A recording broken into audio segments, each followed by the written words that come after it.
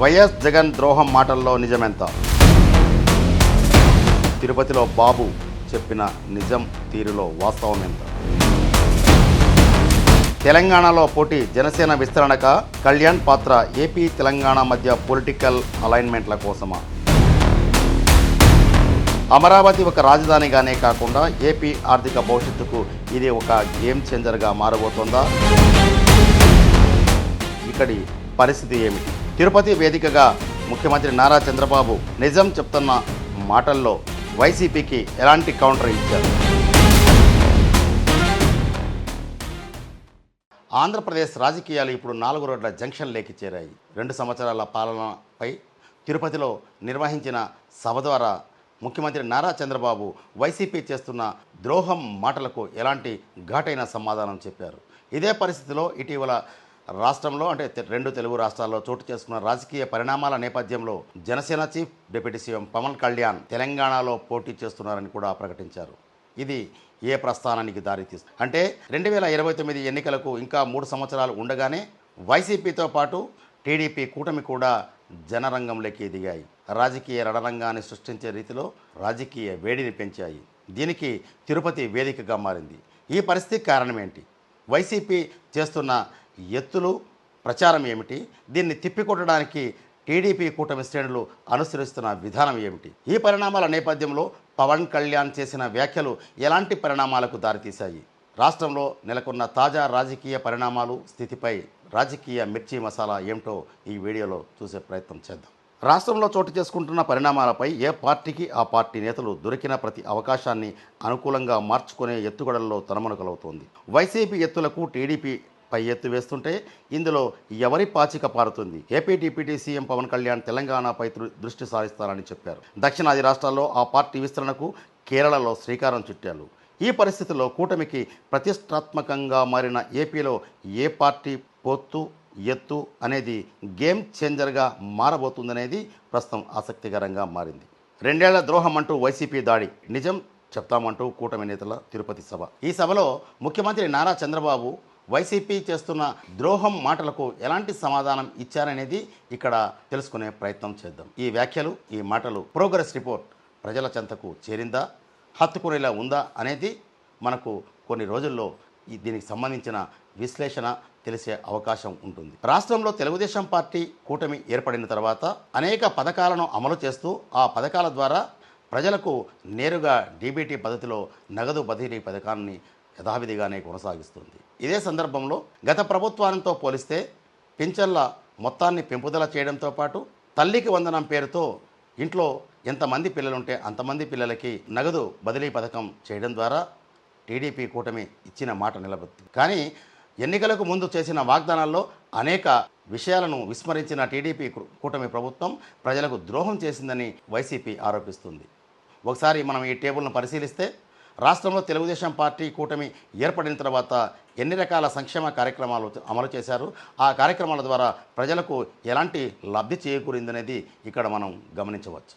ఇదిలా ఉంటే 2 ఏళ్ల పాలన, ఒకవైపు ఘన విజయాలు, మరోవైపు ప్రతిపక్షం చేస్తున్న ద్రోహం ఆరోపణలు. ఏపీ రాజకీయాల్లో ఇప్పుడు మాటల తూటాలు పేలుతున్నాయి. అమరావతిని కేవలం రాష్ట్ర రాజధానిగా మాత్రమే కాకుండా ఒక వరల్డ్ క్లాస్ సెంటర్గా తీర్చిదిద్దేందుకు కేంద్ర ప్రభుత్వం 1299 కోట్ల వ్యయంతో భారీ ఆఫీస్ కాంప్లెక్స్ను ఆమోదించింది. ఇది కూటమి ప్రభుత్వానికి కేంద్రానికి మధ్య ఉన్న బలమైన సమన్వయానికి ప్రతిరూపంగా నిలుస్తుందని చెప్పడంలో ఏమాత్రం సందేహం లేదు. కాగా కేవలం రాష్ట్ర రాజకీయాలే కాదు, పవన్ కళ్యాణ్ తెలంగాణ ఎంట్రీ చేస్తాను అనే మాటతో తెలుగు రాష్ట్రాల రాజకీయం మరో మలుపు తిరగబోతున్న పరిస్థితి కనిపిస్తోంది. అసలు ఈ యుద్ధం ఎవరి కోసం? పదండి లోతుల్లోకి వెళ్ళి ఒకసారి పరిశీలించే ప్రయత్నం చేద్దాం. రాష్ట్రంలో 2 ఏళ్ల పాలన గమనిస్తే ప్రభుత్వం డబల్ ఇంజిన్ అభివృద్ధిపై ఫోకస్ పెట్టింది. ముఖ్యంగా నిరుద్యోగులకు ఉపాధి, మౌలిక వసతుల కల్పనపై ప్రధానమంత్రి కార్యాలయంతో సమన్వయం చేసుకుంటూ ముందుకు వెళ్తోంది. అయితే క్షేత్రస్థాయిలో పరిస్థితి ఏమిటి? కొంతమంది లబ్ధిదారులు పథకాలు అందుతున్నాయని సంతోషిస్తుంటే ఇంకొంతమంది ధరల పెరుగుదలపై అసహనం వ్యక్తం చేస్తున్నారు.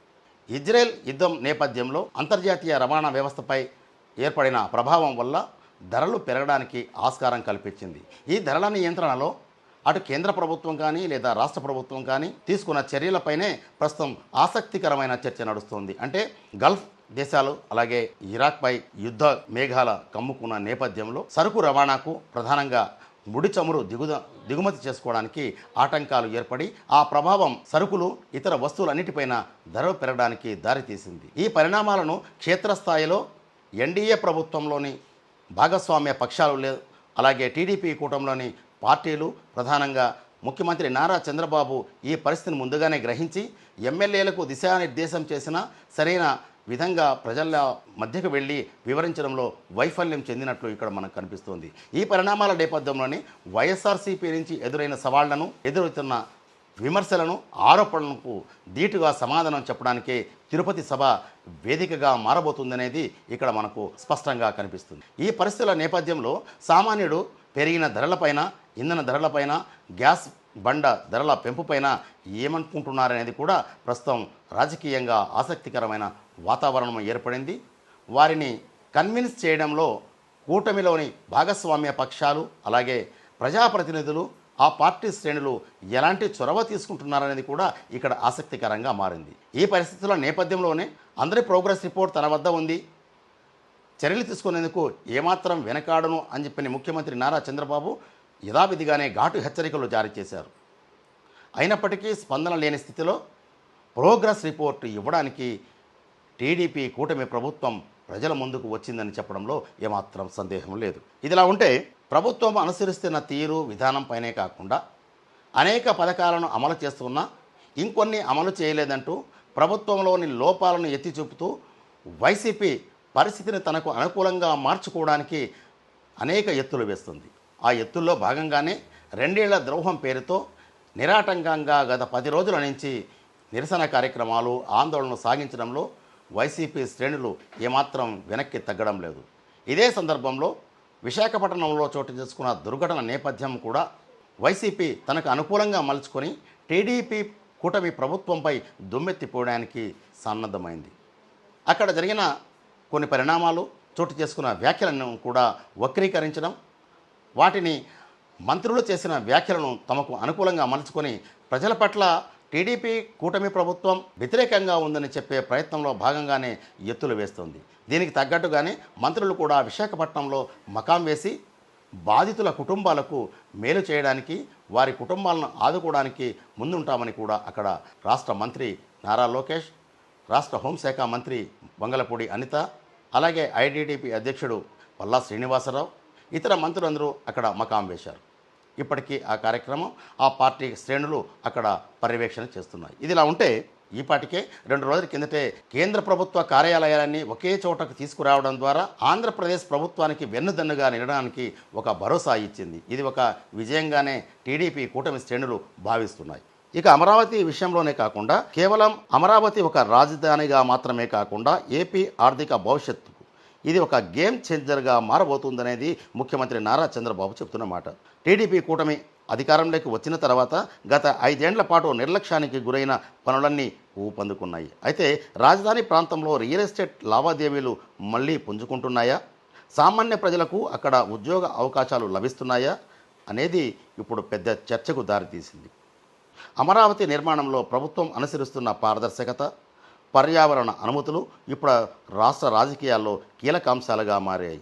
ఇదిలా ఉంటే కేంద్ర ప్రభుత్వం పొదుపు మంత్రాన్ని పాటిస్తోంది. నీతి ఆయోగ్లో కూడా గత నెలలో రాష్ట్ర ప్రభుత్వం లేదా కేంద్ర ప్రభుత్వం ఆధీనంలో కొత్త నిర్మాణాలు చేపట్టకుండా పొదుపు పాటించాలనేది ఒక నిర్ణయం జరిగింది.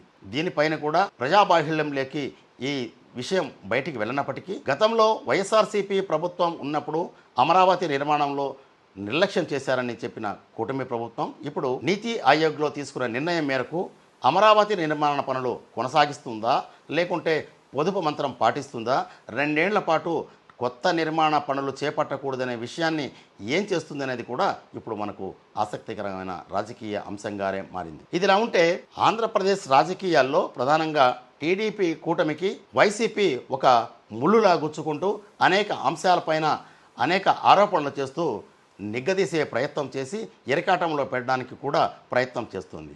వీటిని సమర్థవంతంగా తిప్పికొట్టే కార్యక్రమంలో భాగంగానే మంత్రులు, ప్రభుత్వం అధికారులు ఎప్పటికప్పుడు వాస్తవ పరిస్థితులను ప్రజలకు వివరించడం ద్వారా తాము చేసిన అభివృద్ధి సంక్షేమ కార్యక్రమాలను ఏకరవ పెట్టడానికి ప్రయత్నం చేస్తున్నారు. ఇదిలా ఉంటే ఇదే సందర్భంలోనే రాజకీయంగా చెలరేగిన ఒక వివాదం పవన్ కళ్యాణ్ అనేది సెంటర్ పాయింట్గా మారారు. ఆయన చేసిన వ్యాఖ్యలు కూడా ప్రస్తుతం ఆయన ఆంధ్రప్రదేశ్తో పాటు తెలుగు రాష్ట్రంగా ఉన్న తెలంగాణలో కూడా పోటీ చేస్తానని చెప్పడం ఇక్కడ ఆసక్తికరంగా మారింది. అదే సందర్భంలో జనసేన పార్టీని కేవలం 2 తెలుగు రాష్ట్రాలకే కాకుండా దక్షిణాది రాష్ట్రాల్లో విస్తరించడానికి, ప్రాంతీయ స్థాయి నుంచి రీజనల్ స్థాయికి ఎదగడానికి ప్రయత్నాలు కూడా ప్రారంభమయ్యాయి. దీనికి సంబంధించి పవన్ కళ్యాణ్ రెండో అన్న నాగబాబు కేరళకు వెళ్ళి అక్కడ పార్టీ శాఖను ప్రారంభించడం ద్వారా ఈ కార్యక్రమానికి శ్రీకారం చుట్టారు. ఇదిలా ఉంటే ఏపీ రాజకీయాల్లో పవన్ కళ్యాణ్ పాత్ర ఇప్పుడు కొత్త మలుపు తీసుకుంటున్నట్లే రాజకీయ పరిశీలకులు భావిస్తున్నారు. డిప్యూటీ సీఎంగా ఉంటూనే ఆయన తెలంగాణ రాజకీయాల్లోకి ప్రవేశిస్తామన్న సంకేతాలు ఇవ్వడం అందరినీ ఆశ్చర్యపరిచింది. అది ఒక ఛాలెంజ్గా తీసుకున్న సందర్భంలోనే ఆయన చేసిన వ్యాఖ్యలు రాజకీయంగా కూడా కలకలం రేపాయి. ఇది కేవలం జనసేన విస్తరణ కోసమా, లేక ఏపీ తెలంగాణ మధ్య పొలిటికల్ అలైన్మెంట్ల కోసం జరుగుతున్న ముందస్తు వ్యూహమా అనే అంశం ఇప్పుడు సోషల్ మీడియాలో హాట్ టాపిక్గా మారింది. ఒక నాయకుడు 2 రాష్ట్రాల రాజకీయాలపై దృష్టి పెట్టడం అనేది ఒక ప్రయోగం అనేది చెప్పాలి. అంటే కేరళ రాజకీయాల్లో ఈపాటికే జనసేన పార్టీ పాదం మోపింది. ఇక తమిళనాడులో కూడా ఆ పరిస్థితిని తీసుకురావడానికి అంతర్గతంగా జనసేన పార్టీలో చర్చలు సాగుతున్నట్లు కూడా తెలుస్తోంది. కేరళ రాజకీయాల్లో కూడా జనసేన అడుగు పెట్టడం అనేది ఒక వ్యూహాత్మక అడుగు అయితే, ఏపీలో డిప్యూటీ సీఎంగా ఉంటేనే పక్క రాష్ట్రాల్లో పార్టీని విస్తరించడం ద్వారా ఆయన రీజనల్ లీడర్ నుంచి సౌత్ ఇండియా లీడర్గా ఎదగాలని చూస్తున్నారా? తెలంగాణలో పోటీపై వస్తున్న ఊహాగానాల కంటే ఆయన పంథ అంతర్రాష్ట్రీయ పొలిటికల్ నెట్వర్క్ నిర్మించడంపైనే ఎక్కువగా ఉందని విశ్లేషకులు భావిస్తున్నారు. మొత్తంగా చూస్తే గతంలో అంటే సుమారు 50 సంవత్సరాల ఆంధ్రప్రదేశ్ రాజకీయ చరిత్రలో ఎప్పుడూ లేని విధంగా ఒక ప్రత్యేకమైన రాజకీయ వాతావరణం 2026వ సంవత్సరంలో ఏర్పడింది. వాస్తవానికి అధికారంలో ఉన్న పార్టీ కానీ లేదంటే ప్రతిపక్షంలో ఉన్న పార్టీ కానీ ఎన్నికలకు ఏడాది ముందు ఉన్నప్పుడు తమ సన్నాహాలను సిద్ధం చేసుకుంటూ అస్త్రశస్త్రాలను సిద్ధం చేసుకొని ప్రజాబాహుళ్యంలోకి వెళ్ళడానికి ప్రయత్నం చేస్తాయి. కానీ వైసీపీ నుంచి ధీటుగా ఎదురవుతున్న సవాళ్ల నేపథ్యంలోనే టీడీపీ కూటమి వాస్తవాలను, అభివృద్ధి, సంక్షేమం, ఇతర కార్యక్రమాల అమలు చేసిన తీరుపై ప్రోగ్రెస్ రిపోర్ట్ ఇవ్వడానికి తిరుపతి వేదికను ఎంచుకుంది. వాస్తవానికి ఏ కార్యక్రమం అయినా సరే, ఏ పార్టీ అయినా సరే కొత్త కార్యక్రమం ప్రారంభించాలంటే తిరుపతి సెంటిమెంట్కు ప్రాధాన్యత ఇస్తూ తిరుపతిలోనే కార్యక్రమం నిర్వహించడం ఆనవాయితీ.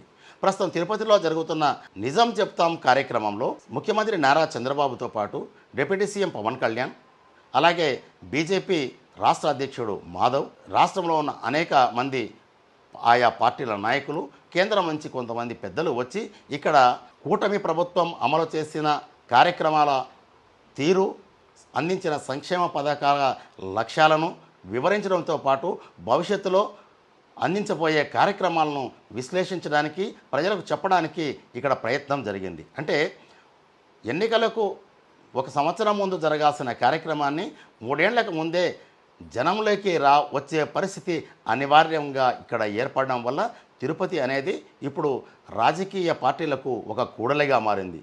ఇక్కడ నుంచి బయలుదేరే టీడీపీ కూటమి నాయకులు కావచ్చు, ప్రభుత్వంలోని పెద్దలు కావచ్చు, అదే సందర్భంలో వైసీపీ నాయకులు కావచ్చు, ఈ రైలు బండ్లు ఏ మార్గంలో ఎలా పయనిస్తాయనేది కూడా ఇక్కడ ఆసక్తికరంగా మారిందని చెప్పవచ్చు. ఎందుకంటే టీడీపీ కూటమి ప్రయాణించే రైలుకు అడుగడుగున ప్రతిబంధకాలు వేయడానికి వైసీపీ అనే పట్టాల మధ్య ప్రతిబంధకాలు సృష్టించే ప్రయత్నంలోనే అనేక ఆరోపణలు చేస్తోంది, విమర్శలు చేస్తోంది, వాగ్దానాలు విస్మరించారని ఆరోపణలు కూడా గుప్పిస్తోంది. ఈ పరిణామాల నేపథ్యంలో ఈ ఎత్తులన్నీ, ఈ పల్లాలను దాటుకుంటూ టీడీపీ కూటమి ప్రభుత్వం సాగించే ధోరణి, అనుసరించే విధానం రానున్న 2029 ఎన్నికల నాటికి ఎలాంటి బాటలు టీడీపీ కూటమి కావచ్చు, వైఎస్ఆర్సీపీ పార్టీ కావచ్చు ఎలాంటి పాన్పు వేసుకుంటుంది, ఏ మార్గంలో ప్రయాణిస్తుంది, ఈ పయనంలో ఎలాంటి రాజకీయ పరిణామాలు చోటు చేసుకుంటాయనేది ఇప్పుడు ఆసక్తికరంగా మారింది.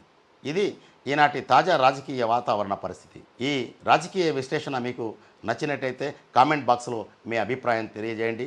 మరో అంశంతో మళ్ళీ కలుద్దాం. Keep watching federal Andhra Pradesh.